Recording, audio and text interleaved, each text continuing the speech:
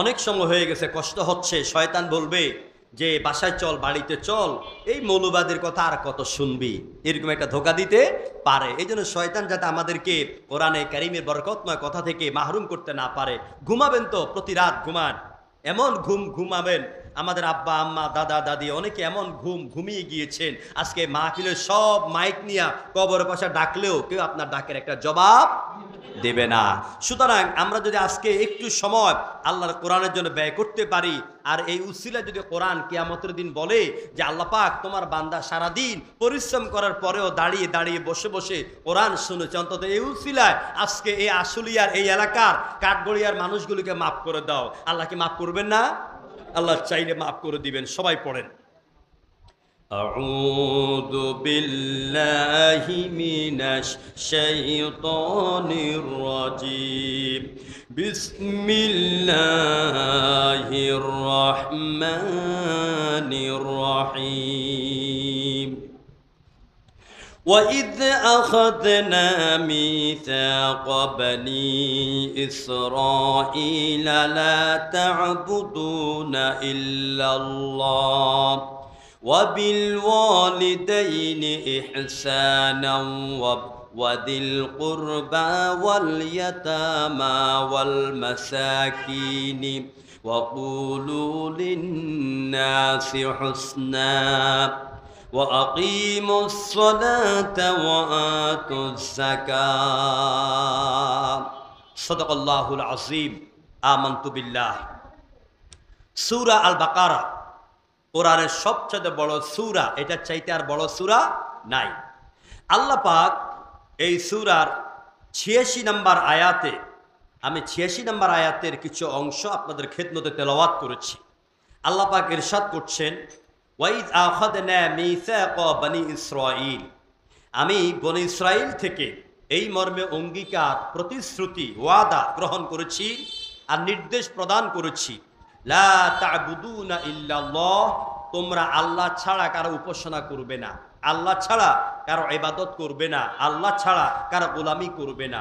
ওয়াবিল ওয়ালিদাইনি ইহসানা, আল্লাহর গোলামি করার পরে তোমরা তোমাদের আব্বা আম্মার সাথে ভালো ব্যবহার করবে, সৎ ব্যবহার করবে। ওয়াদিল কুরবা, তোমাদের নিকটাত্মীয়, ওয়াল ইয়াতামা, আর যারা এতিম, ওয়াল মাসাকিন, যারা অসহায়, এদের সাথেও তোমরা ভালো ব্যবহার করবে। ওয়াকুলু লিন্নাসি হুসনা, আর তোমার বন্ধু, তোমার ঘর, তোমার প্রতিবেশী, তোমার পাশের দোকানদার, তোমার পার্শ্ববর্তী কর্মচারী যারা আছে, সকল মানুষের সাথে ভালো ব্যবহার করবে, সুন্দর কথা বলবে। ও আকিমুস সালাত, নামাজ কায়েম করবে। ও আতুজ যাকাত, যাকাত আদায় করবে। এ হচ্ছে তেলাওয়াতকৃত আয়াতের বঙ্গানুবাদ। আমি যদি এই আয়াতের উপর ধারাবাহিক কোরআন দিয়ে, হাদিস দিয়ে, বিজ্ঞান দিয়ে, দর্শন দিয়ে, সমাজবিজ্ঞান দিয়ে, মহাশূন্য দিয়ে আমি যদি তাফসির করতে যাই, ব্যাখ্যা করতে যাই, তো এই আয়াতের উপরে অন্তত ডেলি ২-২.৫ ঘন্টা কথা বললে অন্তত ৩ থেকে ৪ দিন লাগবে। জোরে করে আল্লাহু আকবার। কোরআন তো সেই কিতাব, যেই কিতাবের আলোচনা শুরু করা যায়, শেষ করা যায় না। আমাদের মুহতারাম আল্লামা সাইদি রাহেমাহুল্লাহ, আল্লাহ তার কবরটাকে জান্নাতের টুকরা বানায় দেখ, আমরা বলি আমিন। আমি আল্লামা সাইদির ৫ বছরের খেদমতগার ছিলাম। ৫ বছর তার পায়ের জুতাগুলি পরিয়ে দিতাম, তার মাথায় টুপি পরিয়ে দিতাম, রাতের বেলা তার তাহাজ্জুদ নামাজের দৃশ্যগুলি আমি দেখতাম। তো তিনি ৫০ বছর ধরে বাংলাদেশ এবং গোটা দুনিয়ায় তাফসির করেছেন। তিনি কি বলতে পেরেছেন যে আমি কোরআনে তাফসির করে শেষ করে ফেলেছি? বলতে পেরেছেন? কারো পক্ষে কি বলা সম্ভব? এটা সম্ভব নয়। কেন? এই ব্যাপারে একটু দলিল দিয়ে কথা বলি। কোরআনে কারীমের তাফসির লিখি, কোরআনে তাফসির করে কোরআন থেকে কথা বলেই কিয়ামত পর্যন্ত কেউ শেষ করতে পারবে না। তার কারণ হলো আল্লাহ পাক বলেন, আল্লাউ কানাল বাহরু মিদাদাল লিকালিমাতি রাব্বি লানাফিদাল বাহরু ক্বাবলা আন তানফাদা কালিমাতু রাব্বি ওয়ালাউ জিনা বিমিথলিহি মাদাদা। আল্লাহ পাক বলেন, নবী আপনি বলে দেন, আমার রবের কিতাবের কোরআনের ব্যাখ্যা করার জন্য তাম পৃথিবীর সব দরিয়ার পানিগুলিকে যদি কালি বানানো হয়, ওই আটলান্টিক প্রশান্ত মহাসাগরের পানিগুলো শেষ হয়ে যাবে। আবার যদি এরকম 7 দরিয়ার পানিকে কালি বানানো হয়, ওই পানিগুলিও শেষ হয়ে যাবে, কিন্তু আল্লাহর কালামের ব্যাখ্যা লিখে আর বলে শেষ করা যাবে না। এই হচ্ছে সেই কোরআন। এই কোরআনের সমকক্ষ কোন কিতাব এই পৃথিবীতে কেউ কি রচনা করতে পেরেছে? বলো না ভাই, পেরেছে? এবং ভবিষ্যতে পারার সম্ভাবনা আছে। একজন ইংরেজ দার্শনিক বলছেন that the best of the Arab writers has never succeed producing anything equally to the Quran। এটা সেই কিতাব, যেই কিতাবের পাশে দাঁড়াবার মতন যোগ্যতা তামাম পৃথিবীর কোনো রাইটারের নাই। জোরে করে আল্লাহু আকবার। সুতরাং আমি খুব সংক্ষেপে আপনাদের সামনে কয়েকটা বিষয় নিয়ে কথা বলছি। প্রথমত হচ্ছে আল্লাহ পাক বলছেন লা তা'বুদুনা ইল্লাল্লাহ, তোমরা আল্লাহ ছাড়া কারো গোলামি করবে না, কারো ইবাদত করবে না, কারো পূজা করবে না, কারো আনুগত্য করবে না। জোরে করে আল্লাহু আকবার। আচ্ছা, আল্লাহ বলছেন আমি ছাড়া কারো ইবাদত করবে না। এখন বলেন ইবাদত অর্থ কি? আমার দিকে তাকান, অ্যাটেনশন। আমাদের দেশের অতন্দ্র প্রহরী, আর্মি বিভাগ, সেনাবাহিনী, তারা রাত দিন খেটে দেশের জনগণকে পাহারা দিচ্ছেন। আলহামদুলিল্লাহ। আল্লাহ তাদের প্রত্যেকের পরিবার পরিজন এবং তাদেরকে হেফাজত করুন, আমরা বলি আমিন।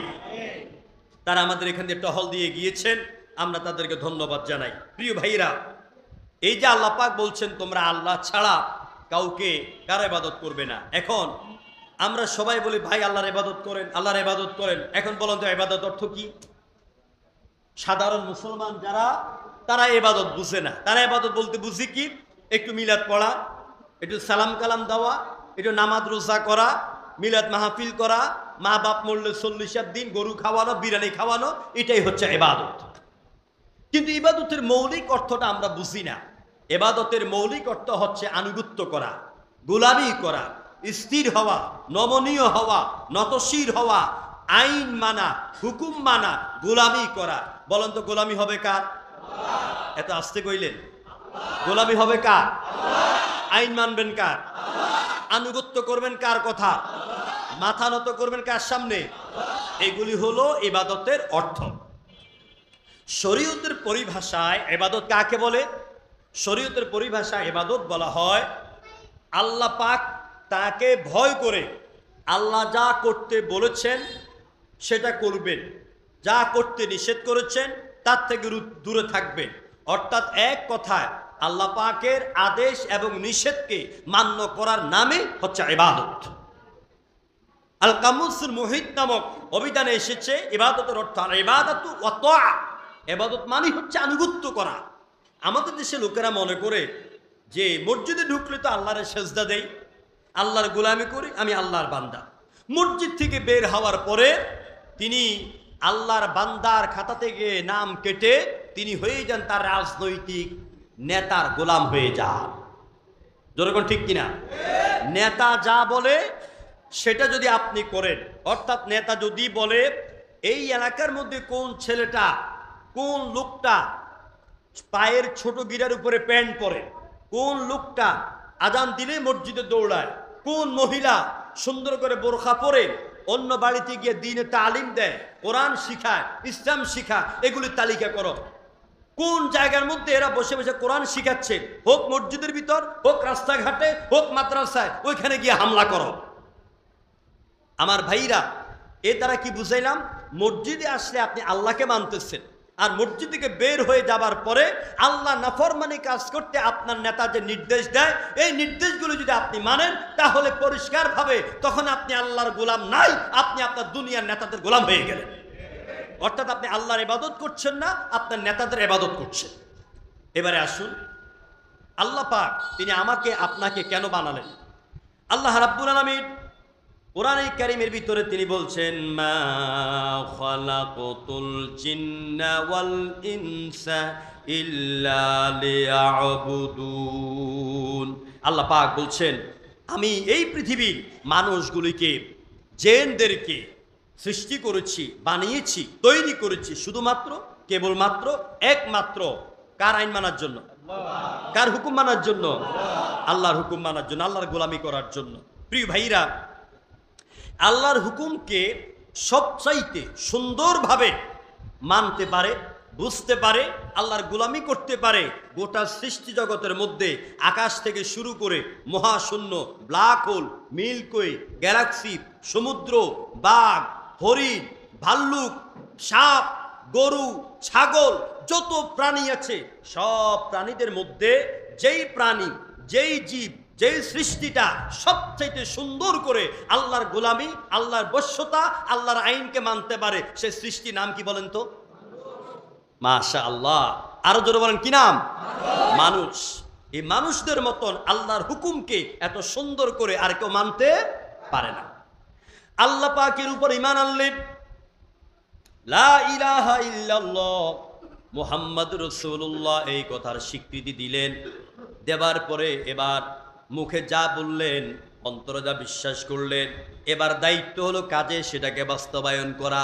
আর কাজে বাস্তবায়ন করার উত্তম মাধ্যম হলো নামাজ। জোরে বলেন কি? নামাজ। এখন আমরা এই নামাজ পড়ার জন্য রসুলের দেখানো তারিকা, রসুলের দেখানো সুন্নাহ অনুযায়ী যেভাবে উযুর ফরজগুলো আদায় করি, বলেন তো উযুর ফরজ কয়টা? সবাই জানেন? মনে হয় সবাই জানে না। উযুর ফরজগুলি অনেক মুসলমান জানে না। এক নাতি তার দাদাকে প্রশ্ন করছে, 70 বছর বয়সের দাদাকে প্রশ্ন করছে, আচ্ছা দাদা বলো তো উযুর ফরজ কয়টা? তো দাদা বলছে, নাতি তোদের সময়েরটা বলবো না আমাদের সময়েরটা বলবো? ও আপনাদের সময়টারে বলেন, আমাদের সময়টা দরকার নাই। এখন দাদা উযুর ফরজ বলতেছে হাত ধোয়া, চোখ ধোয়া, কান ধোয়া, পা ধোয়া, ঠোঁট ধোয়া, চুল ধোয়া, মাথা ধোয়া, কইতে কইতে 19টা। কয়টা? 19টা। আপনারা বলেন ঠিক হয়েছে? উনি তো মুসলমান, ঠিক না? আমি আপনাদেরকে ঠান্ডা মাথায় একটু বোঝাচ্ছি। এখন আমার দেশে অনেক মুসলমান আছে, উজুখানায় গেলে এক পাশে দাঁড়াইয়া দেখবেন উযুর ফরজ হচ্ছে 4টা। জোরকন্দ কয়টা? 4টা। 1 নম্বরে সমস্ত মুখ ধৌত করা, ধোয়া। 2 নম্বরে 2 হাতের একদম কেনু নিচি দিয়া উপর দিয়ে ঘুরাইয়া ভালো করে ধোয়া, এলো 2টা ফরজ। 3 নম্বরে মাথার 4 ভাগের 1 ভাগ মাসে করা। 4 নম্বরে ছোট পায়ের টাকনুর উপরি ভাগ সহ সুন্দর করে ধোয়া, এলো 4টা ফরজ। তাহলে আপনি সর্বপ্রথম, আমি সুন্নতের কথা বলছি না, ফরজের কথা বলছি, আপনি আগে মুখ ধুইবেন, তারপর ডান হাত ধুইবেন, এরপর বাম হাত ধুইবেন, এরপর মাথা মাসা করবেন, এরপর আপনি পাও ধুইবেন। কিন্তু আমি দেখেছি আমার দেশের অনেক মুসলমান শুধু যুবক না, দাঁড়ি পেকে গেছে, এরকম বহু মুরব্বীদেরকে দেখছি অজুখানা যাইয়া, পুকুরে যাইয়া আগে ঠ্যাং 2টা ধোয়। আগে কি ধোয়? আগে ঠ্যাং 2টা ধোয়, তারপরে হাত ধোয়, এরপরে আইবের সময় মুখ টুক দিয়ে কুলি করে মসজিদে ঢুকে। এই হচ্ছে আমাদের মুসলমানদের অবস্থা। ঠিক করে আমরা উযুর ফরজগুলো জানি না, ওদের সুন্নতগুলো আমরা জানি না, অজু ভঙ্গ হয় কিসে সেটাও জানি না। অজু করার আগে দিয়ে লম্বা লম্বা আকিস বিড়ি আছে না, আকিস বিড়ি, আবুল বিড়ি, এখন তারা নতুন নতুন কি নাম বাইরেছে জানি না, এগুলি টান মারে, টান মাইরা ধোঁয়া ছাড়ে, ধোঁয়া ছাড়ে উপরের দিকে তাকায় দেখে ধোঁয়া মঙ্গল গ্রহে গেছে কিনা, ছু করে চাইয়া থাকে। আচ্ছা এরকম? আচ্ছা এই যে আপনি বিড়িটা খাইলেন, আকিস বিড়ি টানলেন, টাইম না আপনি এটারে ফালাইয়া আপনি উজু করতে আসলেন, আপনারা জবাব দেন। এখানে হয়তো অনেকেই এই অভ্যাস আপনাদের অনেকের আছে, আমি বিনয়ের সাথে আপনাদেরকে বুঝাচ্ছি। এই যে আপনি আকিস বিড়ি আর আবুল বিড়ি যা আছে, আমার আগামীকালকে কিছু সিগারেটের নাম আর এই বিড়ি নাম মুখস্থ করতে হবে, আশা করি কিছু নাম মুখস্থ করতে হবে। তা আপনি যে বিড়িটা টান দিয়া উজুখানায় আসলেন, আপনি উজুটা করলেন, কুলি করলেন, আপনার মুখ থেকে কি গন্ধটা চলে গেছে? গন্ধটা চলে গেছে। এবারে আপনি যখন নামাজের মধ্যে এসে দাঁড়ালেন, রুকুর মধ্যে যাবেন, সেজদার মধ্যে যাবেন, আপনি যখন পড়তেছেন সুবহান রাব্বিয়াল আযীম, সুবহান রাব্বিয়াল আলা, এই তাসবিহগুলি যখন আপনি পড়েন, বলেন তো আপনার মুখ দিয়া ফ্যাঁস ফ্যাঁস করে গন্ধগুলি বের হবে কিনা? আপনি যখন এইগুলি তাসবিহগুলি পড়েন, মুখ থেকে গন্ধ বের হয়, আপনার 2 পাশে অন্য 2 জন ধূমপান করে না, এদের কষ্ট হয় নাকি হয় না? কষ্ট হয় কিনা? আপনি যখন নামাজের মধ্যে দাঁড়িয়ে যান, আল্লাহ পাক আকাশ থেকে ফেরেশতা নাজিল করে দেন, উলাইকা আলাইহিম সালাওয়াতুম মির রাব্বিহিম ওয়া রাহমা, রহমতের ফেরেশতা নাজিল হয়ে যায়। যখন আপনার উপরে রহমত বর্ষণ করার জন্য ফেরেশতারা আসে, তখন আপনার মুখের দুর্গন্ধ পেয়ে ফেরেশতারা বলে, রব্বুল আলামিন তোমার বান্দার মুখ থেকে এমন দুর্গন্ধ আসে আমাদের পক্ষে থাকা সম্ভব না, কারণ ফেরেশতারা তো আমার মতন আপনার মতন আবুল বিড়ি খায় না। যখন ঠিক কিনা? এই জন্য ফেরেশতারা চলে যায়। আপনি হচ্ছে নাখান্দা বান্দা, কপাল পোড়া মুসলমান, নামাজ পড়লেন, আল্লাহর রহমত আপনি পেলেন না। এই জন্য এই ইবাদত করার আগে মানুষ হিসাবে আমরা বান্দারা যে সুন্দর করে উজু করি, উজু করার পরে আমরা এই কাঁধ পর্যন্ত, কানে লতি পর্যন্ত হাত তুলি। হাত তোলার অর্থটা কি বুঝছেন? এটার অর্থ কি বুঝেন আপনারা? এই যে এমনি হাত তোলেন না আপনারা, আমরা হাত তুলি কিনা? আল্লাহ নবী এত সুন্দর পদ্ধতি আমাদেরকে শিখাইয়া গেলেন। ফজর নামাজের পর থেকে জোহরের আগ পর্যন্ত আমার দ্বারা আপনার দ্বারা কত গুনাহ হয়ে যায়। কবিরা গুনাহ হয়, সগীরা গুনাহ হয়, মুখ দিয়া গুনাহ হয়, হাত দিয়া গুনাহ হয়, চোখের গুনাহ হয়, পায়ের গুনাহ হয়, জবানের গুনাহ হয়ে যায়। এসব গুনাহ হওয়ার পরেই আল্লাহ নবী আমাদেরকে এমন পদ্ধতি শিখালেন, ফজর থেকে জোহরের আগ পর্যন্ত অনেক গুনাহ হয়ে গেল। এখন জোহরের নামাজের সময় মসজিদের মধ্যে দাঁড়াইয়া ক্যাবলামুখী হইয়া দুইটা হাত এই কান পর্যন্ত যখন তুলি, এইটা মানুষ কোন সময় তোলে বলেন তো? পুলিশ যখন আসামিরে দৌড়ায়, লক্ষ্য করেন, পুলিশ যখন আসামিকে দৌড়ায়, আসামি দৌড়াইতে দৌড়াইতে যখন একেবারে বর্ডার সাইডে চলে যায়, যাবার মতন, দৌড়াবার মতন, পালাবার মতন কোনো রাস্তা থাকে না, তখন আসামি তার দুইটা হাত উপরের দিকে তুলে বুঝায়, স্যার আমি সারেন্ডার করলাম। যখন ঠিক কিনা? বান্দা ফজর থেকে জহুর পর্যন্ত অনেক গুনাহ করেছে। আল্লাহ নবী এমন পদ্ধতি শিখালেন, বান্দারে, আমার উম্মতেরা, আল্লাহর দরবারে এইভাবে দুই হাত তুলে বলো, রব্বুল আলামিন আমি সারেন্ডার করলাম, আল্লাহু আকবার, তুমি বড়, তোমার সামনেই আমি সব চাইতে ছোট্ট নগণ্য গোলাম।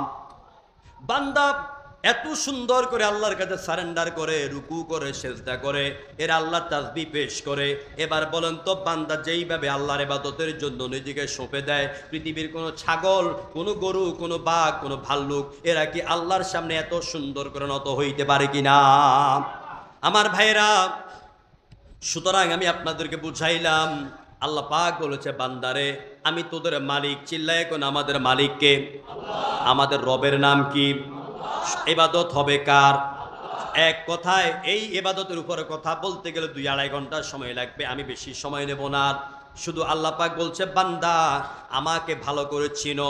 আল্লাহর ইবাদত করার আগেই অনুরোধ করে যায়, আল্লাহকে চিনবেন। আল্লাহকে যদি চিনতে হয়, মহাশূন্যের দিকে তাকান, ব্ল্যাক হোলের দিকে তাকান, মহাসমুদ্রের দিকে তাকান, ওই উটের দিকে তাকান। আল্লাহ পাক বলছেন, আফালা ইয়াউদুরুনা ইলাল ইবিলি কাইফা খুলিকাত ওয়া ইলাস সামাই কাইফা রুফিআত। ওই সমুন্নত আকাশের দিকে তাকাও, উটের দিকে তাকাও, মহাসমুদ্রের দিকে তাকাও, আকাশের দিকে তাকাও। এত বিশাল আকাশ যিনি তৈরি করলেন, এই যে বিল্ডিংটা, এটা কয়তলা? এই যে 5 তলা বিল্ডিংটা, আমার সামনে 6টা, 8টা, 10টা পিলার দেখা যায়।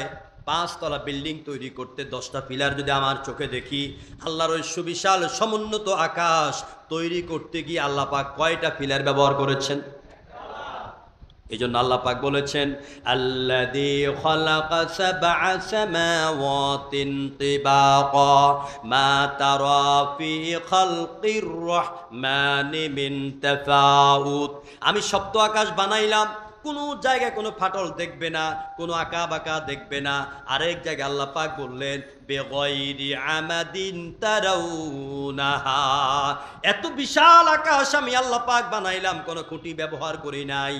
সুতরাং আল্লাহর সৃষ্টির দিকে তাকাবেন, আল্লাহকে নিয়ে চিন্তা করবেন, আল্লাহকে নিয়ে গবেষণা করবেন, তাহলে অতি সহজে আপনি আল্লাহকে চিনতে পারবেন।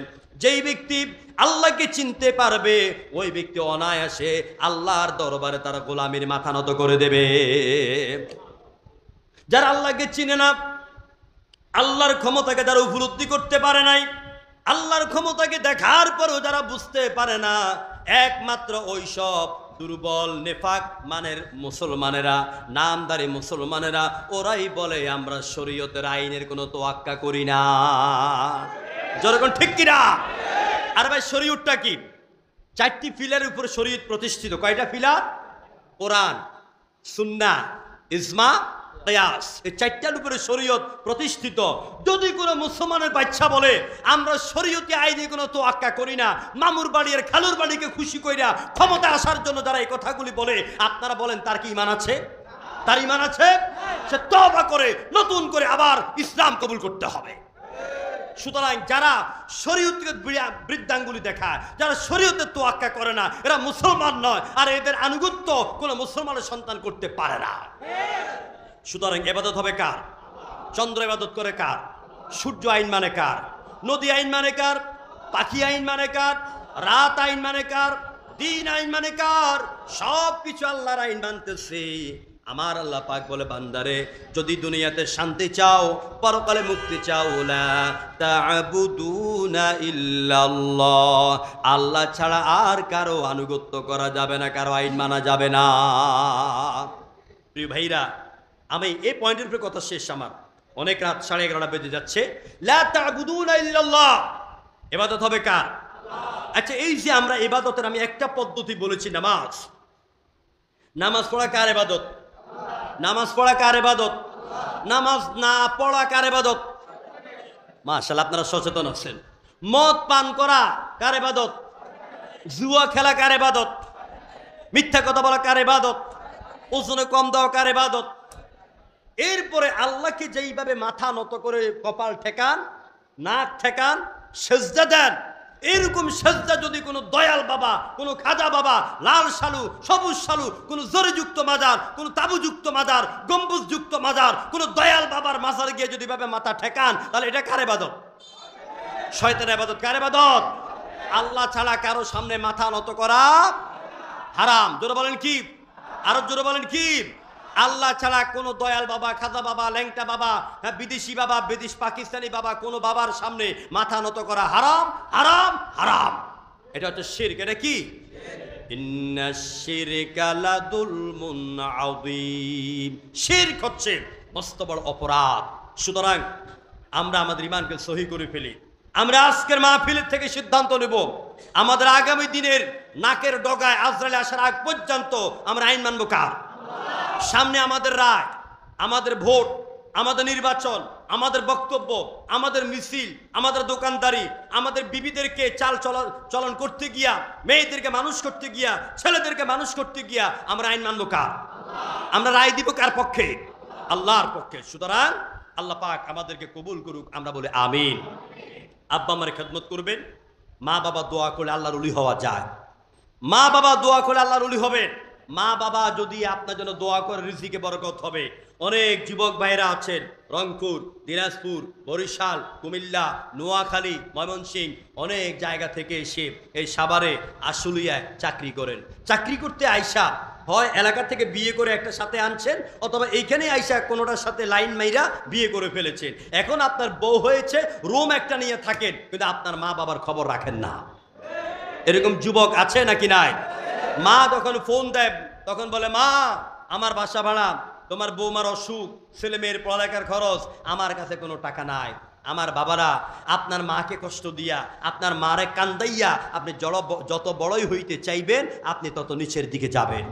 আল্লাহ রসুল বলেছেন, ও সাহাবীরা, তোমরা কি তোমাদের হায়াত, তোমাদের রিজিককে বাড়াতে চাও? জি ইয়া রাসূলুল্লাহ, চাই। হুজুর বলছেন, তাহলে তোমাদের ইজ্জত, তোমাদের সম্মান, তোমাদের হায়াত, তোমাদের রিজিক যদি বাড়াতে চাও, তাহলে একটা কাজ করবা। কয় সেটা কি ইয়া রাসূলুল্লাহ? কয় সেটা হচ্ছে আব্বা আম্মার সাথে ভালো ব্যবহার করবে, তাদের খেদমত করবে। সুতরাং আপনাদেরকে অনুরোধ করব, আব্বা আম্মাকে কষ্ট দিয়েন না। আব্বা আম্মার চোখের পানি ঝরে তো আপনার জীবন ধ্বংস। যদি আপনি কোনো রকমের বাচ্চা যান, আপনার ছেলে মেয়ে কিন্তু এটার ভুক্তভোগী হবে। এই জন্য মা বাবাকে কষ্ট দিবেন না। মায়ের পায়ের তলে সন্তানের জান্নাত। মনে থাকবে তো ইনশাআল্লাহ? আব্বা আম্মাকে কষ্ট দিবেন না, চোখ রাঙ্গায় কথা বলবেন না। বাবা বুড়ো হয়ে গেলে তারা ছোট বাচ্চার মতন হয়ে যায়, চোখ রাঙ্গায় কথা বলবেন না। আর মা বাবার সাথে ভালো ব্যবহার করার যোগ্য সন্তান গড়ে তোলার কারখানা হলো এই দুনিয়ার নবীর মাদ্রাসাগুলি, যেখানে কোরআন এবং হাদিস শিখানো হয়। এই জন্য আমি আপনাদেরকে আজকের মাহফিলে অনুরোধ করব। আমি কোরআনের দিকে 1 ঘন্টা কথা বলে ফেলেছি, তো এই জন্য মূল তাফসিরে আসতে আমার দেরি হয়ে গেছে। আমি অনুরোধ করব আপনাদেরকে, আমার অত্যন্ত প্রিয়, আমার স্নেহের প্রিয় ভাই মুফতি মামুন হুসাইন হাবিবি সারা বাংলাদেশে আমাদের বড় বড় মঞ্চে কোরআনের কথা বলেন। আমার ভাইয়ের জন্য আমি দোয়া করব, আল্লাহ তাকে কোরআনের জন্য কবুল করেন। তিনি এলাকার জন্য একটা নিয়ামত। তিনি এই মাদ্রাসা উম্মুল কোরা মডেল মাদ্রাসা তৈরি করেছেন। তার আছে এক ঝাঁক শিক্ষক এবং আছেন এলাকার আমার অনেক মুরব্বী ভাইয়েরা। তাদেরকে নিয়ে আপনাদের সন্তানগুলিকে জান্নাতের পথ দেখাবার জন্য, দ্বীনের পথ দেখাবার জন্য, মুক্তির পথ দেখাবার জন্য যে উম্মুল কোরা মডেল মাদ্রাসা প্রতিষ্ঠিত করেছেন, এতে আপনারা খুশি না বেজার? যে প্রদর্শনীগুলি দেখেছেন আমার মনটা একেবারে ভরে গেছে। হ্যাঁ, এই মাদ্রাসার ছেলে মেয়েগুলিকে আমি আগেই বলেছি আল্লাহ পাক যাতে আল্লামা সাইদের উত্তরস্বরী, আজহারের উত্তরস্বরী, আল্লাহ পাক আল্লামা তারিক মনোয়ার ভাইয়ের উত্তরস্বরী, বড় বড় আলেমদের কাজী ইব্রাহিম সাহেবের উত্তরস্বরী, আমির হামদার উত্তরস্বরী হিসাবে এই মাদ্রাসা থেকে আল্লাহ কবুল করুক, আমরা বলে আমিন। প্রিয় ভাইয়েরা, আমরা আলেমরা ঐক্য চাই। আমরা কি চাই? আমরা আলেমরা ঐক্য চাই। আমাদের ওয়াজের মাঠে ময়দানে আপনাদেরকে সতর্ক করার জন্য বলি, কিছু ভাইয়েরা আছেন মুনাফিক মার্কা আলেম, এরা আজকে আমাদের অনেক দিনী ভাইয়ের বিভিন্ন বক্তব্যকে কাটছাট করে কেন্দ্র করে তারা বিভিন্নভাবে গালিগালাজ করে। জোরেগণ ঠিক কিনা? এগুলি আলেমদের মধ্যে হওয়া উচিত নয়। আলেমরা যদি ঐক্য হয়ে যায়, ওটা বাংলাদেশ ঐক্য হয়ে যাবে। আমি আজকের এই আলোচনা, এ মাহফিল আজমিরি টিভি 24-এর মাধ্যমে সারা বাংলাদেশে, পৃথিবীতে আলোচনা চলে যাবে। আমার বাংলাদেশের ছোট বড়, খানকার পীর, মসজিদের ইমাম, খতিব, কওমি বুঝি না, আলিয়া বুঝি না, গরম সুন্নি বুঝি না, নরম সুন্নি বুঝি না, সমস্ত ওলামায়ে কেরামের পায়ে হাত দিয়ে বলছি, সময় এসেছে আমাদেরকে ঐক্য হতে হবে। আমাদেরকে ঐক্য হতে হবে। এইবার যদি, এই সময় যদি আমরা ঐক্যের ভূমিকা পালন করে বাংলাদেশের মধ্যে কোরআনের আলোকে ছড়াতে না পারি, তাহলে আমাদের কপালে এমন দুর্ভিক্ষ আসবে, আমাদের কপালে, আমাদের জীবনে এমন কালো ঘাড়ো অন্ধকার আসবে, আর কখনো সবে সাদি খাওয়া সম্ভব নয়। আলেমরা ঘরে থাকতে পারবে না, মসজিদের ইমামেরা ইমামতি করতে পারবে না, মাথায় টুপি নিয়ে চলতে পারবে না, মুখে দাড়ি নিয়ে চলতে পারবে না। আলেমদের উপরে কঠিনভাবে নির্যাতন শুরু হয়ে যাবে। এই জন্য আমাদেরকে ইসলামের পক্ষে, কোরআনের পক্ষে, সৎ মানুষের পক্ষে আগামী দিনের সংগ্রামে বিজয়ী হতে হবে ইনশাআল্লাহ। আল্লাহ পাক কবুল করুক, উম্মুল কোরা মডেল মাদ্রাসাকে কবুল করুক। আপনারা আমার যেসব ভাইয়েরা, বাবারা, ওলামায়ে কেরাম, মসজিদের ইমাম, মুয়াজ্জিন, বাজারে ব্যবসায়ী ভাইয়েরা, আমার কথা যদি মনে কষ্ট পেয়ে থাকেন, আমি আল্লাহর হস্তে মাপ চাচ্ছি। আল্লাহ যাতে আমাদের হক কথাগুলি আমাকে আপনাদেরকে আমল করার তৌফিক দান করেন। এটি সুন্দর বাংলাদেশ বিনির্মাণে আল্লাহ আমাদেরকে তৌফিক দান করেন। উম্মুল কোরা মডেল মাদ্রাসা